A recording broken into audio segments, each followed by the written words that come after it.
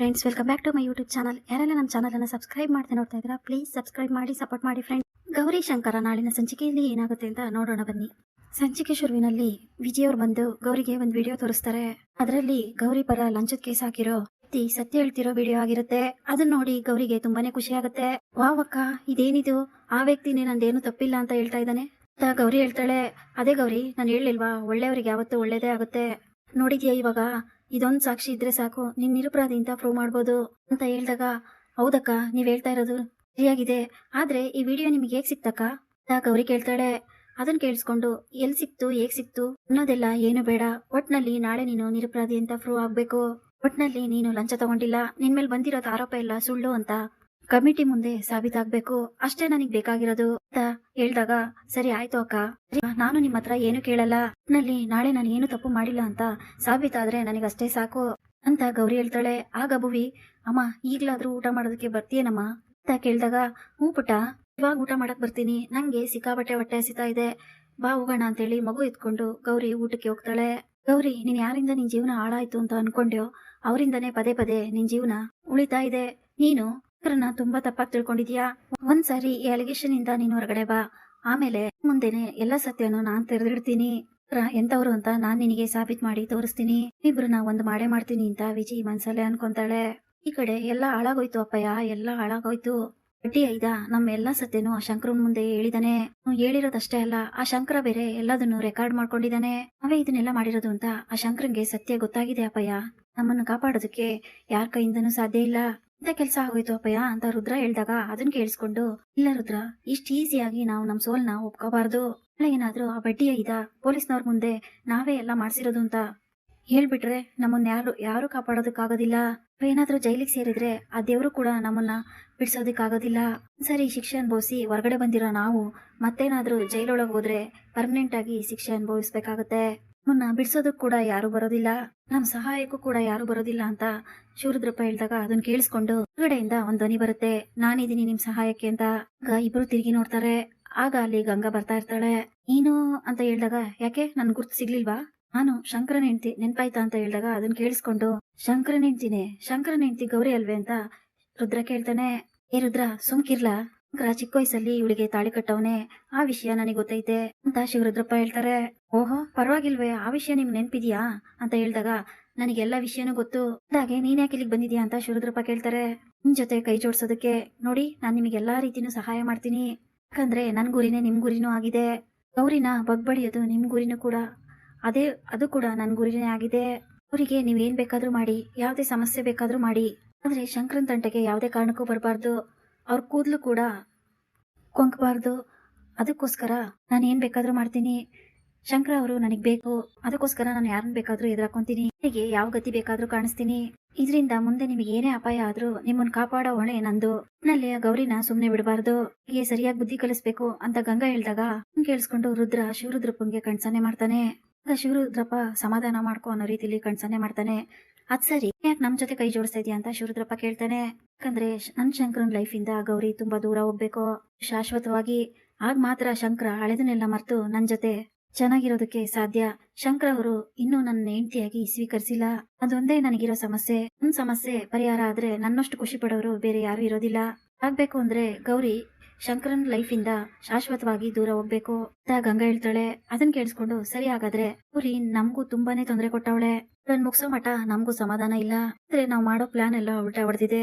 ಶಂಕರನ್ ಹತ್ರ ಬಡ್ಡಿ ಐದ ಎಲ್ಲ ಸತ್ಯನೂ ಬಾಯ್ಬಿಟ್ಬಿಟ್ಟವನೆ ಅಂತ ರುದ್ರ ಹೇಳ್ತಾನೆ. ಅದನ್ನ ಕೇಳಿಸ್ಕೊಂಡು, ಬಗ್ಗೆ ನೀವೇನ್ ಚಿಂತೆ ಮಾಡ್ಬೇಡಿ, ಯಾಕಂದ್ರೆ ಅವನು ವಿಡಿಯೋದಲ್ಲಿ ಸತ್ಯ ಹೇಳಿರೋದು, ಪಿಟಿ ಮುಂದೆ ಬಂದು ಯಾವ ಸತ್ಯನೂ ಹೇಳಿಲ್ಲ, ಅದನ್ನ ಹೇಗ್ ತಿರ್ಚ್ಬೇಕು ಅಂತ ನನಗ್ ಚೆನ್ನಾಗ್ ಗೊತ್ತು.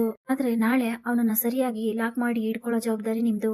ಯಾವ್ದೇ ಕಾರಣಕ್ಕೂ ಅವನು ಮೀಡಿಯಾದವ್ರ ಮುಂದೆ ಪೊಲೀಸ್ನವ್ರ ಮುಂದೆ ಬಂದು ಇವತ್ತು ಹೇಳಿದ್ನಲ್ಲ ಆ ಸತ್ಯನ ಇಲ್ಲದೆ ಇರೋ ತರ ನೋಡ್ಕೊಂತೀರಾ ಅಂತ ಗಂಗಾ ಕೇಳ್ತಾಳೆ. ತಾನೇ, ಅದನ್ನೆಲ್ಲ ನನ್ ಮೇಲ್ ಬಿಟ್ಬಿಡು, ನಾನೆಲ್ಲ ನೋಡ್ಕೊಂತೀನಿ ಅಂತ ಹೇಳಿ ಗಂಗನ ಹತ್ರ ರುದ್ರ ಹೋಗ್ತಾ ಇರ್ತಾನೆ. ರುದ್ರನ್ನೇ ಗುರಾಯಿಸ್ಕೊಂಡು ಗಂಗಾ ನೋಡ್ತಾ ಇರ್ತಾಳೆ. ಹಾಗಾದ್ರೆ ಏನ್ ಮಾಡ್ಬೇಕು, ಹೇಗ್ ಮಾಡ್ಬೇಕು ಅಂತ ನಾನ್ ನಿಮಗೆ ಫೋನ್ ಮಾಡಿ ಹೇಳ್ತೀನಿ ಅಂತ ಹೇಳ್ಬಿಟ್ಟು ಗಂಗಾ ಅಲ್ಲಿಂದ ಹೊರಟೋಗ್ತಾಳೆ. ಅಯ್ಯ, ಗಂಗನ ನಂಬೋದಾ ಅಪ್ಪಯ್ಯ ಅಂತ ರುದ್ರ ಕೇಳ್ತಾನೆ. ಮುಳುಗೋನಿಗೆ ಉಳ್ಕಡ್ಡಿನೇ ಆಶ್ರಯ ಅಂತ ಕಂಡ್ಲಾ, ಈಗ ಇವಳು ಆ ಗೌರಿ ಮೇಲೆ ಶಾನೆ ಕೋಪದಲ್ಲ ಅವಳೆ, ಆ ಕೋಪನೆ ನಾವು ಬಳಸ್ಕೋಬೇಕು. ಮೊದ್ಲು ಆ ಗೌರಿ ಕತೆ ಮುಗಿಲಿ, ಇದ್ರ ಬಗ್ಗೆ ಆಮೇಲೆ ಯೋಚನೆ ಮಾಡೋಣ ಅಂತ ಶಿವರುದ್ರಪ್ಪ ಹೇಳ್ದಾಗ, ನೀನ್ ಹೇಳ್ತಿರೋದು ದಿಡನೆ ಅಪ್ಪಯ್ಯ ಅಂತ ರುದ್ರ ಹೇಳ್ತಾನೆ. ಈ ಕಡೆ ಗಂಗಾ, ಮೊದ್ಲು ಆ ಗೌರಿ ಕತೆ ಮುಗಿಲಿ, ನಿಮ್ಮನ್ನ ಹೇಗೆ ನನ್ನ ಜೀವನದಿಂದ ದೂರ ತೊಲಗಿಸ್ಬೇಕು ಅಂತ ನನಗೆ ಚೆನ್ನಾಗಿ ಗೊತ್ತು. ನಾನು ಯಾರು ಹೇಳಿ? ಕ್ರಿಮಿನಲ್ ಲಾಯರ್ ಗಂಗಾ ಅಂತ ಹೇಳ್ಬಿಟ್ಟು ಜೋರಾಗಿ ನಗ್ತಾ ಇರ್ತಾಳೆ. ಈ ಕಡೆ ಗೌರಿ ತುಂಬಾ ಖುಷಿಯಿಂದ ಆಫೀಸಿಗೆ ಬರ್ತಾಳೆ. ಅಲ್ಲಿಗೆ ಗೌರಿನ ಎನ್ಕ್ವೈರಿ ಮಾಡ್ಬೇಕು ಅಂತ ಕಮಿಟಿಯವ್ರು ಕೂಡ ಬರ್ತಾರೆ. ಗೌರಿ ಎದ್ ನಿಂತ್ಕೊಂಡು ಅಲೋ ಸರ್ ಅಂತ ಹೇಳಿದಾಗ, ನಿಮ್ಮ ಅಲೋ ಆಗಿರ್ಲಿ, ಮೊದ್ಲು ನಿಮ್ಮ ಮೇಲೆ ಬಂದಿರೋ ಅಲಿಗೇಷನ್ ನೆನ್ಪಿದೆ ತಾನೆ? ಎನ್ಕ್ವೈರಿಗೆ ನಾವ್ ಇಲ್ಲಿಗೆ ಬಂದಿರೋದು. ಆಫೀಸರ್ ಹೇಳ್ತಾರೆ, ಹೌದು ಸರ್ ನೆನ್ಪಿದೆ, ಆದ್ರೆ ಅದೆಲ್ಲ ತಪ್ಪು ಸರ್. ನನ್ನನ್ನ ಬೇಕು ಅಂತಾನೆ ಇದ್ರಲ್ಲಿ ಸಿಗಾಕ್ಸ್ಬೇಕು ಅಂತ ಈ ತರ ಮಾಡಿದ್ದಾರೆ. ಇನ್ನು ನಿಮ್ಮನ್ ಸಿಗಾಕಕ್ಕೆ ಈ ತರ ಮಾಡ್ತಾ ಇದಾರ? ನಿಮ್ ಮೇಲೆ ಯಾರಿಗ್ರಿ ಅಷ್ಟೊಂದ್ ದ್ವೇಷ ಇದೆ? ಸರ್, ಉನ್ನತ ಹುದ್ದೆಲಿದ್ದಾಗ ಆ ಸ್ಥಾನದಿಂದ ಕೆಳಗಿಳಿಸೋದಿಕ್ಕೆ ಕಾಣದ ಕೈಗಳು ತುಂಬಾನೇ ಕೆಲಸ ಮಾಡ್ತವೆ. ಆದ್ರೆ ನಾನೇನೋ ತಪ್ಪು ಮಾಡಿಲ್ಲ ಅಂತ ಹೇಳ್ಕೊಳ್ಳೋಕೆ ಸಾಕ್ಷಿ ಸಿಕ್ಕಿದೆ ಅಂತ ಗೌರಿ ಹೇಳ್ತಾಳೆ. ಗೌರಿ ಆ ವಿಡಿಯೋನ ಆ ಆಫೀಸರ್ಗೆ ತೋರಿಸ್ತಾಳೆ. ನೋಡಿ ಜೋರಾಗಿ ನಗೋದಕ್ಕೆ ಶುರು ಮಾಡ್ತಾರೆ. ಏನ್ರಿ ಇದು, ಏನ್ ಹೇಳ್ತಾ ಇದ್ದೀರಾ? ಈ ವಿಡಿಯೋ ಒಂದ್ ಇಟ್ಕೊಂಡು ನಿಮ್ಮನ್ನ ನಿರಪರಾಧಿ ಅಂತ ಹೇಳಕ್ಕಾಗುತ್ತಾ? ಸರ್, ನನ್ ಮೇಲೆ ಕಂಪ್ಲೇಂಟ್ ಕೊಟ್ಟಿರೋ ವ್ಯಕ್ತಿನೇ ಹೇಳಿದಾನಲ್ಲ, ನಾನು ಅವನ ಹತ್ರ ಯಾವ ಲಂಚನೂ ತಗೊಂಡಿಲ್ಲ ಅಂತ. ಬೇಕು ಅಂತಾನೆ ನನ್ನನ್ನು ಸಿಕ್ಸಾಕೋದಕ್ಕೆ ನಾಟಕ ಆಡ್ತಾ ಇದ್ದಾನೆ ಅಂತ ಹೇಳಿದಾನಲ್ಲ ಸರ್ ಅಂತ ಗೌರಿ ಹೇಳ್ತಾಳೆ. ವಿಡಿಯೋನ ನೀವೇ ಅವನ ಹತ್ರ ಬಲವಂತವಾಗಿ ಮಾಡ್ಸಿಲ್ಲ ಅಂತ ನಾನು ಹೇಗ್ ನಂಬೋದು? ಕಮಿಟಿಯವ್ರು ಕೇಳ್ತಾರೆ. ಅದನ್ನ ಕೇಳಿಸ್ಕೊಂಡು ಸರ್ ಅಂತ ಗೌರಿ ತುಂಬಾ ಶಾಕ್ ಇಂದ ಕೇಳ್ತಾಳೆ. ರೀ ಸರ್, ಇಲ್ಲ ಏನಿಲ್ಲ, ನಾವಿಲ್ಲಿ ಬಂದಿರೋದು ಎನ್ಕ್ವೈರಿಗೆ ಅಂತ. ನೋಡಿ, ಆ ವ್ಯಕ್ತಿ ಹೋಗಿ ಮೀಡಿಯಾ ಮುಂದೆನೆ ಲಂಚ ಪಡೆದಿದ್ದೀರಾ ಅಂತ ಹೇಳಿದಾನೆ. ಈಗ ನಾವು ಬಿಟ್ರು ಮೀಡಿಯಾದವ್ರು ಬಿಡಲ್ಲ. ಈಗ ಆ ವ್ಯಕ್ತಿನೇ ಬಂದು ಮೀಡಿಯಾದವ್ರ ಮುಂದೆ, ಎಲ್ಲರ ಮುಂದೆ ಅವರು ಯಾವ ಲಂಚನೂ ಪಡೆದಿಲ್ಲ, ಬೇಕು ಅಂತಾನೆ ಅವ್ರ ಮೇಲೆ ಈ ತಪ್ಪುನ ಹೊರಿಸಿದೀನಿ ಅಂತ ಹೇಳಿದ್ರೆ ಮಾತ್ರ ಆಗ ನೀವು ಈ ಕೆಲಸದಲ್ಲೇ ಮುಂದುವರಿಬಹುದು. ಇಲ್ಲ ಅಂದ್ರೆ ಸಸ್ಪೆಂಡ್, ಕಟ್ಟಿಟ್ ಬುತ್ತಿ ಅಂತ ಕಮಿಟಿಯವ್ರು ಹೇಳಿದಾಗ, ಸರಿ ಸರ್, ನಾನು ಆ ವ್ಯಕ್ತಿನ ಇಲ್ಲಿ ಕರೆಸ್ತೀನಿ ಅಂತ ಹೇಳಿ ವಿಜಯನ್ಗೆ ಫೋನ್ ಮಾಡ್ತಾರೆ. ಹಲೋ ವಿಜಯಕ್ಕ, ನಿನ್ನೆ ನಿಮಗೆ ಯಾರು ಸಹಾಯ ಮಾಡಿದ್ರು ಅದು ನನಗೆ ಗೊತ್ತಿಲ್ಲ, ಆದ್ರೆ ಆ ವಿಡಿಯೋದಲ್ಲಿ ಹೇಳಿರೋ ವ್ಯಕ್ತಿ ಅರ್ಜೆಂಟ್ ಆಗಿ ಇಲ್ಲಿಗೆ ಬರ್ಬೇಕು. ವ್ಯಕ್ತಿ ಇಲ್ಲಿ ಬಂದು ಸತ್ಯ ಹೇಳಿದ್ರೆ ಮಾತ್ರ ನನ್ನ ಕೆಲಸ ಉಳಿಯೋದು. ಪ್ಲೀಸ್ ಅಕ್ಕ. ಗೌರಿ, ಹಾಗಿದ್ರೆ ಒಂದ್ ನಿಮಿಷ ಇರು, ನಾನ್ ಮತ್ತೆ ನಿನಗೆ ವಾಪಸ್ ಕಾಲ್ ಮಾಡ್ತೀನಿ. ಆಗ ವಿಜಯ್ ಶಂಕರಂಗೆ ಫೋನ್ ಮಾಡ್ಬಿಟ್ಟು ನಡೆದಿರೋ ವಿಷಯ ಎಲ್ಲ ಹೇಳ್ತಾರೆ.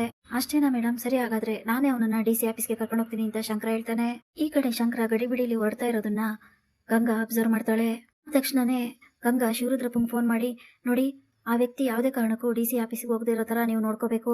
ಎಲ್ಲೇ ಇದ್ರು ಮುಂದೆ ನಮಗೆ ಒಂದಲ್ಲ ಒಂದಿನ ಸಮಸ್ಯೆ ಆಗೇ ಆಗ್ತಾನೆ.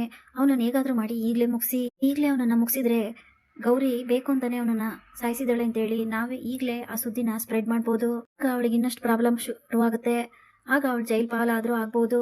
ಕೇಳಿಸ್ಕೊಂಡು, ಎಂತ ಒಳ್ಳೆ ಐಡಿಯಾ ಕೊಟ್ರಿ ಮೇಡಮ್, ನೋಡ್ತಾ ಇರಿ, ಮತ್ತೆ ನಾ ಹೇಗ್ ಮುಗಿಸ್ತೀನಿ ನೋಡ್ತಾ ಇರಿ ಅಂತ ಹೇಳ್ಬಿಟ್ಟು ರುದ್ರ ಕಟ್ ಮಾಡ್ತಾನೆ.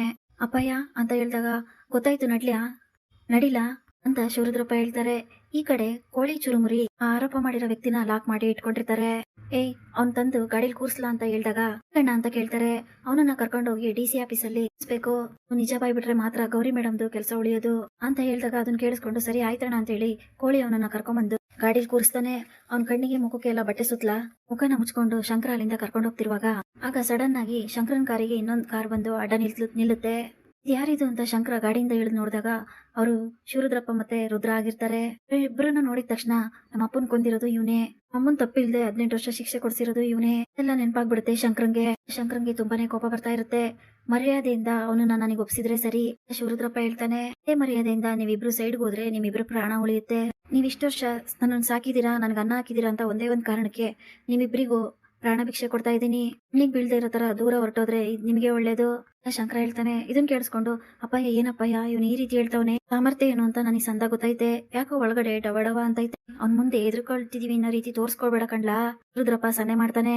ಶಂಕರ, ಆ ವ್ಯಕ್ತಿನ ನಮ್ಗೆ ಒಪ್ಸ್ಬಿಟ್ಟು ನೀನ್ ಸುಮ್ಕಿ ಇಲ್ಲಿಂದ ಹೊರಟೋಗು, ಇಬ್ರಿದೀವಿ ನೋಡ್ತಾ ಇದೀಯ ತಾನೆ ಅಂತ ಹೇಳಿದಾಗ ಅದನ್ನ ಕೇಳಿಸ್ಕೊಂಡು, ಆದ್ರೆ ನಿಮ್ಮಿಬ್ರು ಪ್ರಾಣ ನನ್ ಕೈಯಿಂದ ಹೋಗೋದನ್ನ ಯಾರು ತಪ್ಸಕ್ಕಾಗಲ್ಲ ಹೇಳ್ಬಿಟ್ಟು ಶಿವರುದ್ರಪ್ಪನ ಮೇಲೆ ಏದಕ್ಕೆ ಅಂತ ಹೋಗ್ತಾನೆ ಶಂಕರ.